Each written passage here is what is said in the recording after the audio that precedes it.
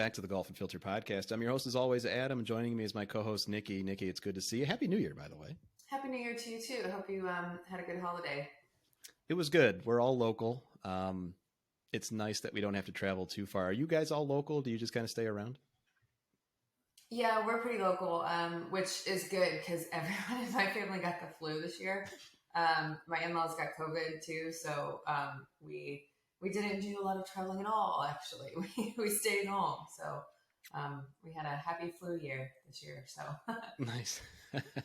Yeah, I feel like I've been sick all of December. Now just finally I start to feel normal. And it's good because we've got a lot of good things that we want to talk about, not only throughout the year in 2023, but, today we've got a couple topics we're going to get to, one much more heavy-handed than the other.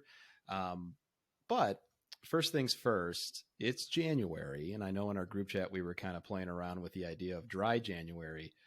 I'm going to try it again. Is that something that you do at all? The only time I have ever done dry January is when I was pregnant. So I don't think I'm going to do it now because I have a toddler at home. And so we have hit the terrible threes, as I like to call them. So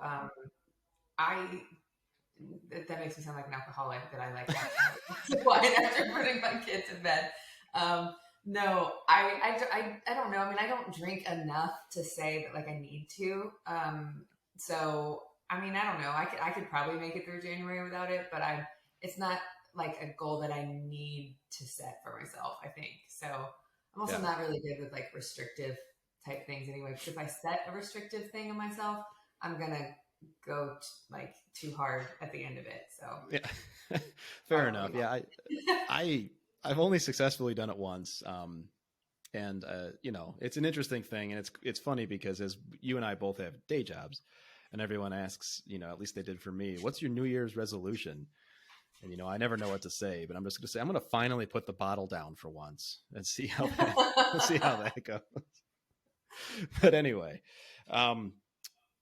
so quick segue to something that I think everyone in the sports world has been talking about and is not a laughing matter in any stretch of the imagination, but you're a big football fan. I know you had a huge fantasy football weekend coming up, or you did this past weekend, as did my wife and her league and many others across the nation. And so many people tuned in for Monday Night Football. And admittedly, we all know by now what happened with Damar Hamlin collapsing on the field following what looked to be a pretty routine football play. And admittedly, Nikki, I actually wasn't even watching the game at the time until I saw your text come through. And I'm like, oh, wait, I got to pause this movie and see what's going on. What was your initial reaction watching the game? Yeah, it was, so I had made it to my fantasy football league championship for the first time in 6 years. I'm super excited. It came down to, I had Josh Allen and my opponent had Joe Burrow. Those were the final two opponents. We were like tied going into Monday night. It was going to be like a nail biter. I had on, we have a Bills jersey that I had put on, to watch the game. And so, we have it on like our big screen movie theater, and I'm watching, my husband was putting my son down and I'm watching. And like you said, it was just a routine play. I didn't really even think anything of it. And they showed the replay. And I think that's how you knew that like people didn't really quite know what was going on, because normally when it's a really bad injury like that, they don't really show the replay. And like they showed the replay right away and they showed him fall down, and then all of a sudden they didn't show the replay anymore. And that's how you knew that like it was really bad. Because if it's just kind of a routine injury, they'll show it a couple times, but that's how you knew something was really bad going on. And then you could see the coaches mouthing like on the field, oh my God, oh my God, oh my God. And just the reactions from kind of everyone, and the silence in the studio from Joe Buck and the rest of the broadcast team is how you knew, like, I mean, I got chills instantly. I was like, something's not right. Like, this is not good. And like my, I don't know, my mom kind of, instinct kicked in, and I instantly went like I hope his mom is right there, but I also hope like she's not watching this. So yeah, it was rough. It was rough to watch, but I also really struggled with like how long it took them to, I get that it's a business, and I get that like they didn't have any answers and they didn't really know what to do, but at a certain point they knew they weren't going to get any answers. Cut to literally anything else. Like do like what the MLB does during a rain delay. Put on like an ESPN Classic game or something. You know, I made the comment that like I would have rather watched like, Super Bowl 51 replay than continually watch them struggle to put words together on what to say in that situation. Because number one, this is unprecedented. We've never had this happen before. Number two, it's traumatic, and they're having to sit there and, you know, do their job through this traumatic event. And like, they shouldn't have had to do that, you know? And it also made me think of like how nurses and other doctors and medical professionals, how, you know, when somebody codes at a hospital, they're expected to just move on to the next patient immediately. Like, I don't know. That was really rough for me to like, that was a lot of processing at the same time. And I know it wasn't about me at all by any means, but just that was my initial reaction. Very similar reaction, honestly. You know, being sports fans like we are, I mean, we see injuries, we see medical emergencies often, you know, but like you said, this one's just was so different. And I remember, you know, texting back and forth and saying like, wow, it was interesting that he stood up and then he collapsed. And you're thinking like, all right, well, because, you know, the sign of the times these days with the NFL, you often think about head injury or something, you know, spinal cord or something like that. And that's just the way, the nature of the sport. This obviously, as you pointed out as well, was so extreme on the field that the reactions from the players, you know, spoke volumes, and people will be thinking about that for probably years to come. You know, you look at Josh Allen on the side, he looked like he had seen a ghost, and, you know, numerous players crying. And it was everything to indicate that this was something totally, we hadn't seen this before. And then, you know, like the texts start to come through from others as well. Like, oh, are you watching the game? Oh my God. Oh my God. And so it immediately, what struck me was, while in the aftermath of this horrible event, which, by the way, I should mention, listeners, we're recording this on Wednesday, the 4th. And, we know that this will release Monday. Anything can happen between those 2 days. And we're obviously hoping for the best, as everyone is, for Damar. And we got some pretty promising reports as of today so far. So we're still, thoughts are with the family. But what's so interesting to me was it seemed like, for the most part, everyone came together and everyone immediately went to, wow, this is about a young man's life. And it was no longer about sports. I mean, sure, you're going to have those on the fringe, and we saw on social, and those, you know, we won't mention here. But that was a moment where it was, I don't know the word, but encouraging, I guess, to see that we can still kind of all observe something at the same time and have a humane reaction to it. Did you feel that way in any way? Yeah, absolutely. And what kind of gave me the chills was realizing, like, if you remember back in week 4, I think it was, when Tua had his pretty bad hit, it was on that same field, that same exact field. Because I remember, like, the discussion being around the hospital that they were going to, and remember it being in Cincinnati. And then, you know, it was the fact that it was on that same exact field.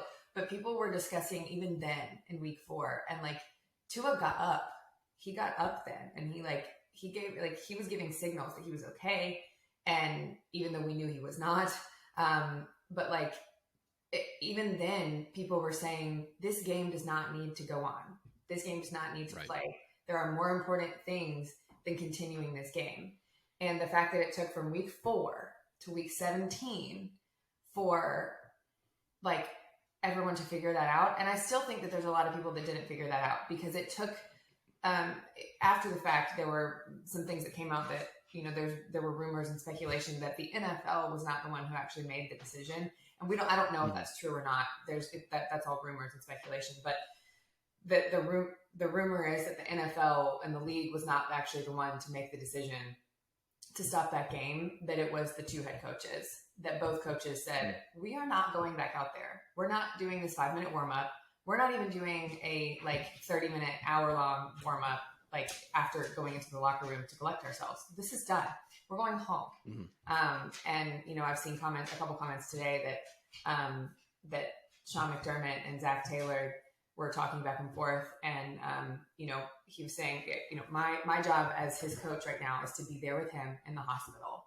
And so the fact that, the players were going to each other in the locker room, the fact that fans from the opposing team, the Bengals fans who paid $200, $300 for a ticket to that game that just got canceled in minute 4, 5 of that game, right?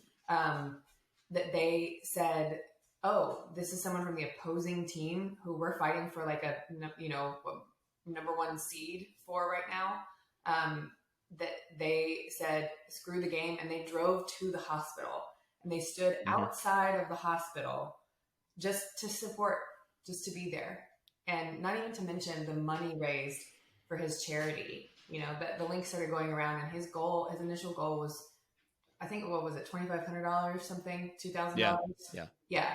And within 30 minutes, it had over $100,000. And I mean, I don't know what the number is today, but it's over $1 million. I think 9 million. I think it got to almost 9 million now. Oh my God. I mean, it's crazy. That's unbelievable. The fact that that people so quickly said, screw football, screw NFL, screw our fantasy teams, screw whatever. This is about this man and his life and this family who is struggling right now. Screw all of it. It's pretty powerful to see kind of the combination of all of that combined.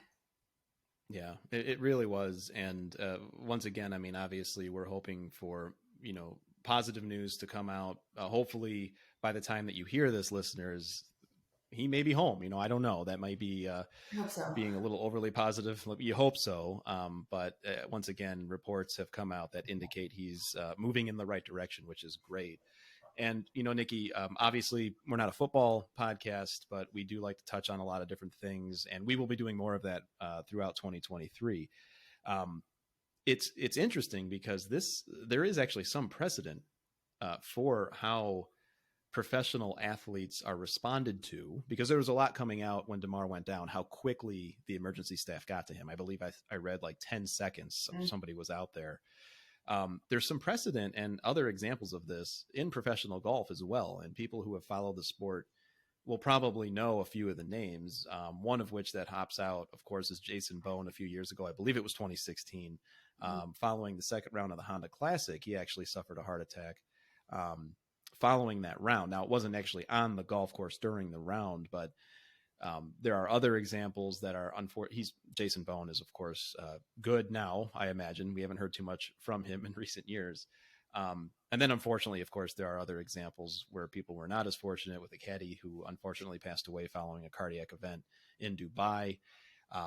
And Max Zeckman, by the way, is the caddy's name. And so it just begs to wonder, we often think about sports, including professional golf, football, baseball, whatever, and we think of it as this escape from reality sometimes. At least I do. I want it to be this escape from life. And then all of a sudden there's this shot of life, real things that happen, that come in. How do you, I know how I try to come to terms with that. And I know we often talk when these things happen, but what goes through your head when you see these real life events occur during something that's supposed to be a distraction? Yeah, it's a bad time to do dry January. That's for sure. Yeah, right. Right. I don't know. It was rough. Even what was so crazy is, these, and I think Ryan Clark and Scott Van Pelt, who, by the way, were the two perfect people for them to cut to on ESPN and to kind of carry everyone through that trauma that everyone had kind of collectively just experienced. Obviously those who were there are worse than the people who experience it at home, but they touched on it a lot more about how, these players are putting their lives on the line and you never know what's going to happen. And, that there's a lot of uncertainties and, you always know that injuries could happen, but the cardiac arrest stuff is what's so scary. And as they're talking about that, a story comes through about a former Jacksonville Jaguars player who I believe they said he was 38, who died of a heart attack. At 38, like that's not that old. Right. That's young. That's a child, and that's what's so scary, I think, to me, especially when we think about it in relation to golf, and when we think about golf and when we think about injuries, there's a lot of talk about Tiger and a lot of talk about his injuries and a lot of talk about like, is his leg okay to walk up these hills? Is his back okay to make these swings? Talk about like wrist injuries in golf and all these type of things. But in football, there's a lot of talk about head injuries, a lot of talk about concussions, but it's the heart attack stuff that's so scary because you never know when it could happen, and obviously, you're trying to eat right, you're trying to do all the healthy things to keep your heart strong, but what, the heart attack, the strokes, the more internal things that aren't kind of at the forefront, you don't think about those things as much when it comes to sports injuries. Right. And that's, I think, what is so scary. And that, I think, when it comes to golf, is the response time that they had on the football field, is that, can you translate that on a golf course, when everyone is as spread out? If something like that were to happen, I don't know. Yeah. Well, that's actually a really good point because, when you've got these, the spreading out nature of the game is exactly the point. It's one of those things where, golf being extremely different, there's no contact. There's no, when I'm walking a golf course, I know my heart's going, but these guys that are out there, they're in much better shape. And you're right about Tiger and all that. And it's just one of those elements where I often feel that we get so wrapped up in the narratives and the storylines and the drama that we create ourselves, the greater we, watching these games just because, sometimes we just want a little drama to make it a little bit more exciting. I feel that's like human nature. And then real life comes in like this, life and death situations like what we saw. And, you and I are very similar in the way of, thinking about, okay, well, did we plan accordingly for something, and my mind immediately goes to contingency planning, like you pointed out, on the PGA Tour. If that were to happen, if golfer X, let's not say any names because we don't want to wish it upon anyone, but golfer X goes down on the 7th hole, which just so happens to be, a mile away from the clubhouse, how quickly can they get out there? So you have to hope that, first of all, that we never see anything like this again, but we also know that that's probably unrealistic. But we also expect that there are contingency plans in place so that, for the sake of not, most importantly, of course, the person experiencing the event, but for everyone involved, that we can get this taken care of and the proper care can be, administered and what have you.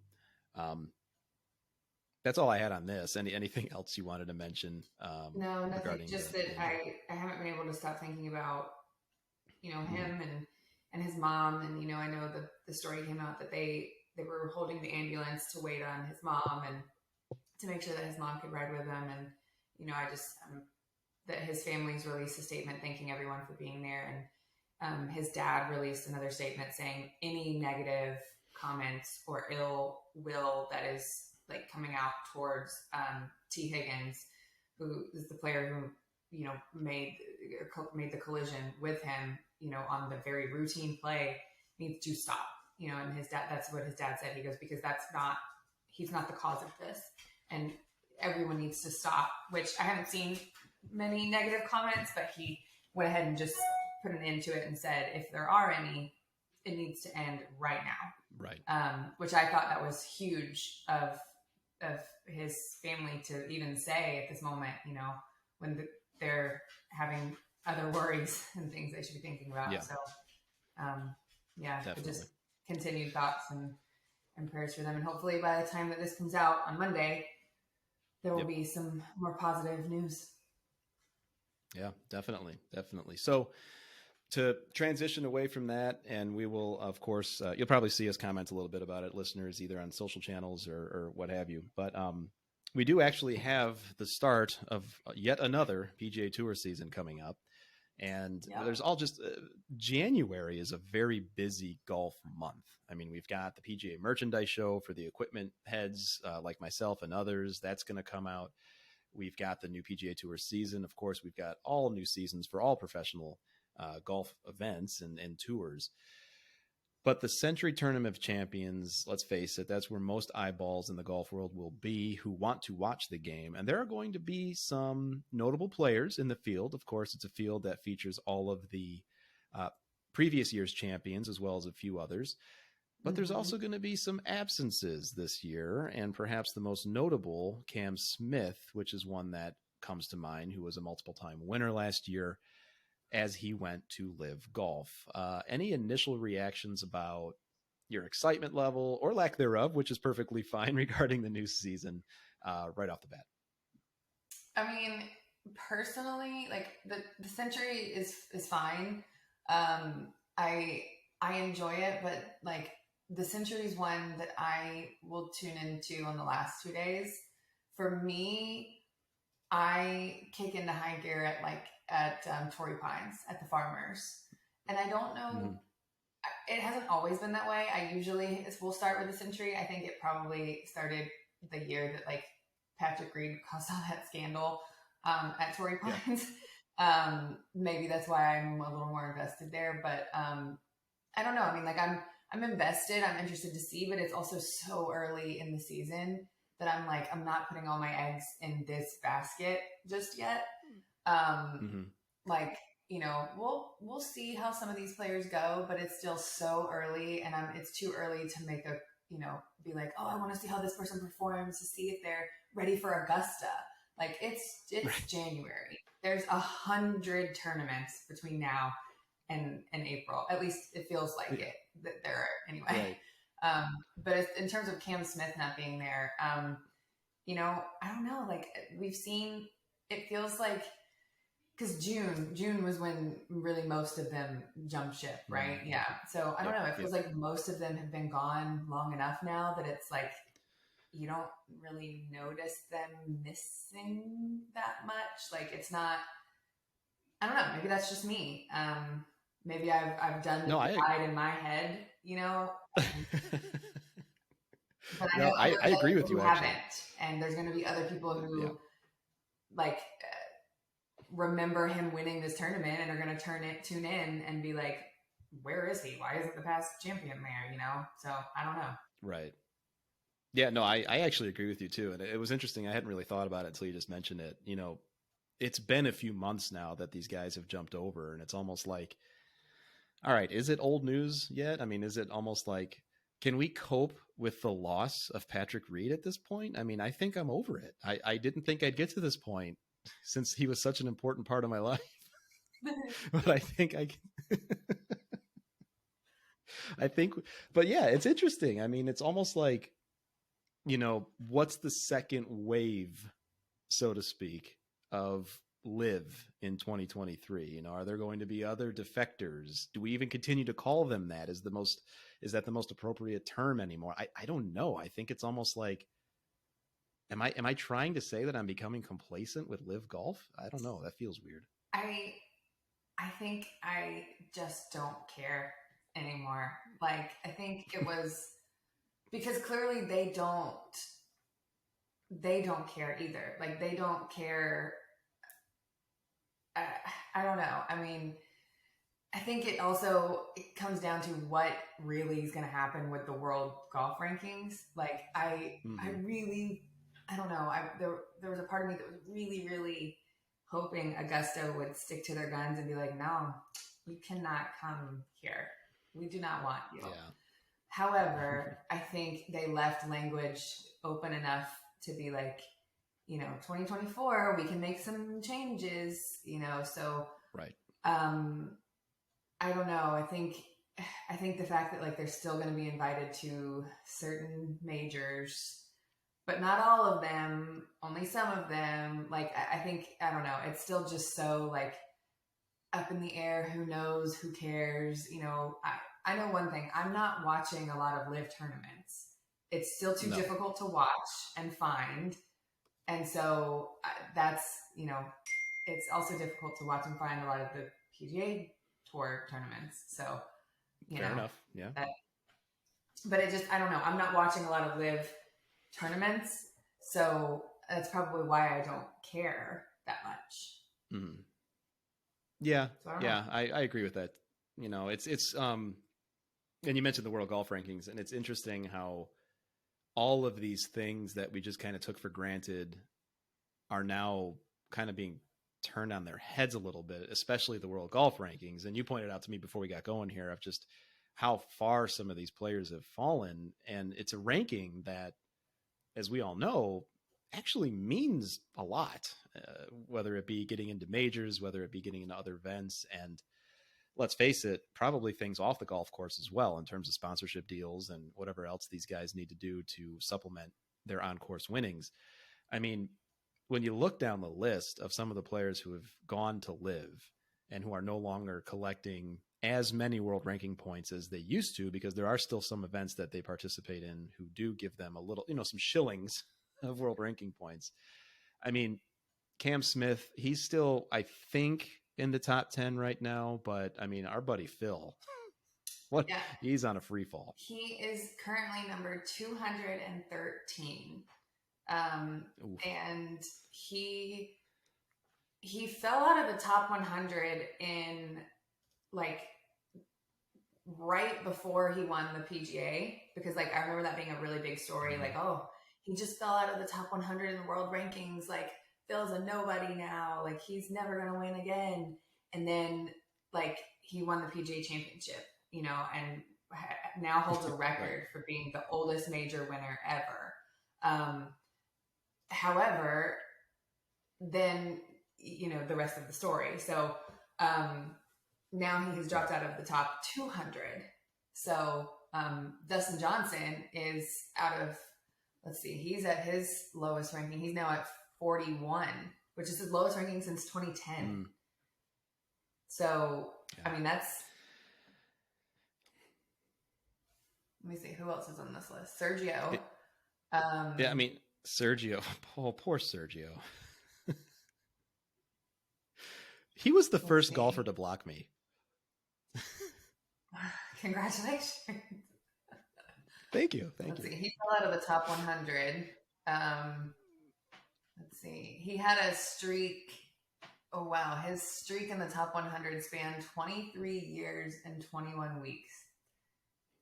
That's kind of nuts. And it's even more nuts that like they knew that this was probably going to happen when they went to live, and they were like, yeah, let's do this. Which makes me think, were they lied about their guarantee of getting the world like golf rankings, or did they just not care about the rankings and they were still just like, they just saw the dollar signs? You hit the nail on the head. I think they were sold a bill of goods in a lot of ways. And, I mean, as we said at the start of this, conversation, this is a ranking that does mean a lot. Now, golf nerds will know that the world ranking was started by IMG, the sports agency, years ago to kind of boost their own players. And it has evolved since then. So I want to, be fair with that commentary. But these guys, I mean, they were offered obscene amounts of money. Everybody knows that. Everyone understands it wasn't just to be home with family or to travel less or anything like that. But I think that you're right. They were probably provided or promised, yeah, we're going to get don't worry about it, guys. We're going to play the majors. They would never take the world ranking points away from us. And now we're seeing, hey, there's a phrase out there, you F around and find out. And a lot of these players are. I know. And I don't know. I keep going back and forth on whether or not I think they just like were in it for the money or whether they were tricked. I'm starting to think it was a combination of the two at this point, but yeah, I don't know. I also think that a lot of those guys, some of their sponsorships that they lost had less to do with losing their ranking and a lot more to do with who Liv is backed by. And then some of them, it had a lot to do with running their mouth and what they were saying online. Right. Phil probably most notably. So. Well, yes. And I think in addition to that, the PGA Tour has very strong relationships with a lot of these sponsors too. And I would imagine there was a little bit of, Jay Monahan getting on the call with, insert brand here. Because the other thing that we've not yet seen widely, because I think I may have seen one or two, is we don't see a lot of commercials with these guys in them yet, for brands. We're not seeing Dustin Johnson singing Christmas carols with Tiger and Rory and Tommy Fleetwood. I mean, they are still trying to figure out how to use these guys. That's true. They were notably left out of that most recent Christmas commercial that they did, which is interesting.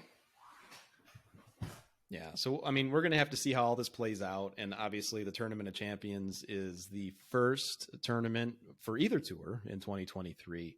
I'm excited for it. I know we joke around a lot about there being, 1.5 million golf tournaments throughout the year. And that is true. I mean, there is a lot of golf out there, and at Golf Unfiltered, we don't typically cover, each and every tournament. You can get that anywhere else, but we will certainly highlight some of the more notable tournaments and the ones that both you, Nikki, and I enjoy the most, as well as Dan, our third teammate. But obviously there's a lot of different things we're going to talk about throughout the year. One of the things that we always like to kind of joke around a little bit about are the trophies that these tournaments hand out. And I know that we like to, like I said, joke about a few of them. Some are a little bit more, there's some more innuendo, I think, for some of these trophies than others. But there are also others that are just kind of weird, isn't there? Well, yeah, I mean, because the Sentry has, the Sentry's trophy is, it's pretty notable for being, it's not, I won't say it's weird. I mean, I think the Sentry's trophy is pretty cool. It's like that pretty glass, fish thing. Yeah. Yep. But, there's other tournaments that I can think of. I mean, the Sanderson Farms, right off the bat, has an awesome trophy. And then there's one that I was looking up stuff. There's one, it's the Qatar Masters. It's a giant clam that has a pearl in the middle. I mean, it's literally an enormous clam with a giant pearl in the middle. And it's something that you wouldn't even think is a trophy at all. Yeah. Well, and then there's the Hero, which is just the big tiger. I feel like if by some chance you or your husband or someone won the Hero World Challenge, that would be the centerpiece. You would design a house around that trophy. You are such a massive Tiger fan. At least a room,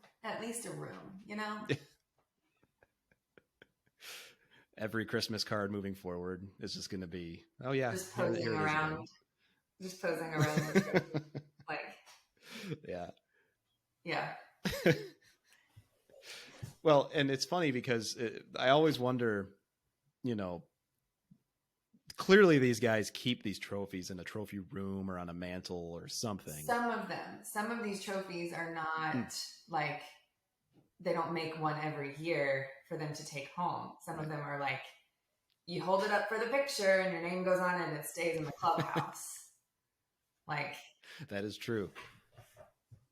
Most, I would say, I would venture to say most of them, actually. Probably, the more intricate ones, you know, like the claret jug, you don't just get like your own, like, I mean, you get to take it for a year, but like you don't just get, right? I mean, did they make a replica of it for you to have? I think, you know, I don't actually know, and I'm actually embarrassed by that. I know that they give the Masters winner the trophy. Yeah. I know that others, I think, like the U.S. Open, they give a replica. That's a great question. I don't know.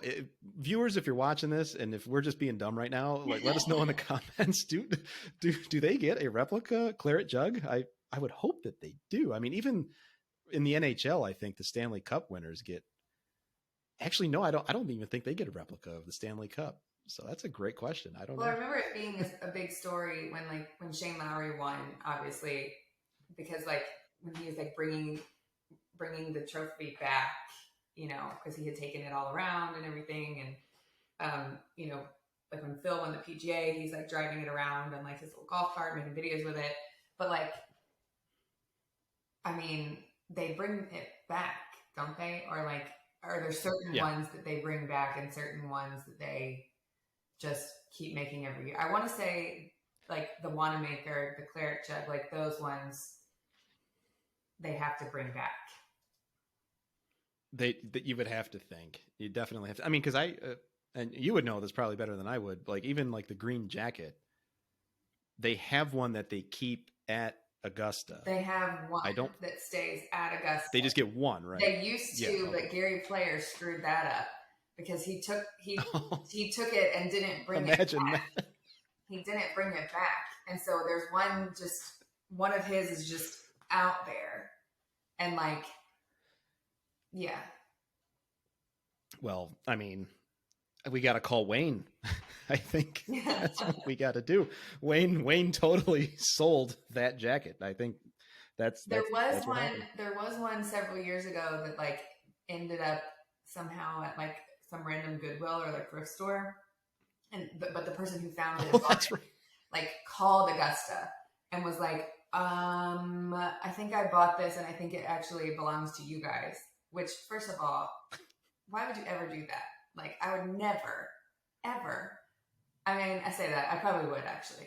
Because I would think my loyalty and, like, kindness, and that's probably why they did it. But I don't know. Like, but why? I guess the better question is, why would you ever just sell it to a thrift store? It's probably someone who didn't know. And it probably wasn't a winner's jacket. It was probably a member's jacket. Right. Like someone who was just very rich and paid the membership there and then maybe passed away and their kids or grandkids were cleaning out their house and didn't know what they had and donated all the clothes. Which, I mean, that's very depressing. It's still an Augusta green jacket, whether it's a member's jacket or a winner's jacket. Yeah. Yeah. Yeah. I don't know if wow. Well, maybe that's a topic for another day. and listeners, what would you do, listeners? Would you donate an Augusta green jacket? No one listening to this would do that. I have faith in you, listeners, that you would not do that. No. At any rate, well, we've just about run out of time. We've covered a lot of topics today. Nikki, I'm once again excited to work alongside you as well as our friend Dan for 2023. We've got a lot of great things planned. You're going to see a lot more viewers of Nikki and I on podcasts together. And we're going to cover all sorts of different things, aren't we? Yeah, we are. We've got a lot to talk about this year, and hopefully we've got a lot of fun guests to bring back on too. So yeah, I'm excited about 2023. And thanks to all you listeners for tuning in once again. We'll be back again next week. In the meantime, take care of each other, and we'll talk soon. Bye.